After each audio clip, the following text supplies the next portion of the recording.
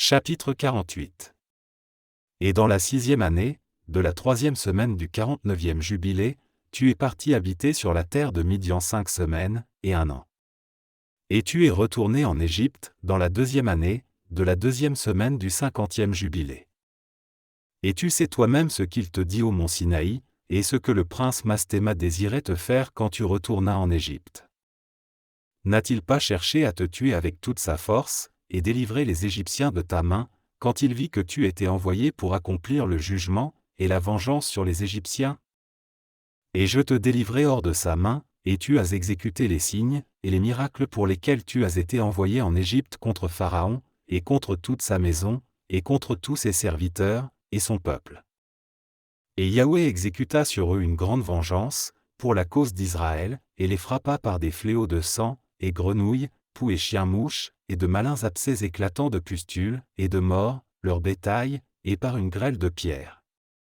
Ainsi il détruisit tout ce qui poussait pour eux, et fit dévorer par des sauterelles, tout ce qui avait été épargné par la grêle, et par l'obscurité, et par la mort du premier-né des hommes, et des animaux. Et Yahweh se vengea sur toutes leurs idoles, et les brûla au feu. Et tout s'est fait par ta main, afin que tu déclares ces choses avant qu'elles se fassent, et tu parlas avec le roi d'Égypte, devant tous ses serviteurs, et devant son peuple. Et tout se mit en place selon tes paroles, 10 grands et terribles jugements s'abattirent, sur la terre d'Égypte, afin que tu exécutes la vengeance pour Israël. Et Yahweh fit tout pour la cause d'Israël, et conformément à son alliance, qu'il avait faite avec Abraham, et qu'il ferait vengeance sur eux parce qu'ils les ont emmenés de force en esclavage. Et le prince Mastéma s'éleva contre toi, et cherchait à te livrer entre les mains de Pharaon, et il aida les sorciers égyptiens qui se levèrent, et formèrent devant toi les malveillances que nous leur autorisâmes de faire, mais nous ne permîmes pas aux remèdes d'être formés par leurs mains.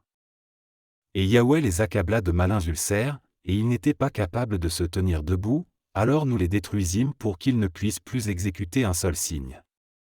Et malgré tous ces signes, et miracles, le prince Mastéma ne fut pas mis en honte, parce qu'il prit courage, et cria aux Égyptiens de te poursuivre avec toutes les puissances des Égyptiens, avec leurs chariots, et avec leurs chevaux, et avec toutes les armées des peuples d'Égypte. Et je me tins entre les Égyptiens, et Israël, et nous délivrâmes Israël hors de sa main, et hors de la main de son peuple, et Yahweh les amena à travers la mer comme si c'était une terre sèche. Et tous les peuples qu'il avait amenés pour poursuivre Israël, Yahweh notre Elohim les précipitèrent au milieu de la mer, dans les profondeurs de l'abysse, sous les pieds des enfants d'Israël, comme si le peuple d'Égypte avait jeté leurs enfants dans la rivière. Il fit vengeance sur 1000 d'entre eux, et 1000 hommes forts, et actifs furent détruits à cause d'un nourrisson des enfants de ce peuple, qu'ils avaient jeté dans la rivière. Et au 14e jour, et au 15e jour, et au 16e jour, et au 17e jour, et au 18e jour, le prince Mastéma fut attaché, et emprisonné derrière les enfants d'Israël, afin qu'ils ne les accusent pas, mais au 19e jour nous les relâchâmes, pour qu'ils aident les Égyptiens, et poursuivent les enfants d'Israël. Et Yahweh endurcit leur cœur, et les rendit obstinés, et le plan était planifié par notre Elohim, afin qu'ils puissent battre les Égyptiens, et les jeter dans la mer. Et au 14e jour, nous le liâmes, afin qu'ils ne puissent pas accuser les enfants d'Israël en ce jour.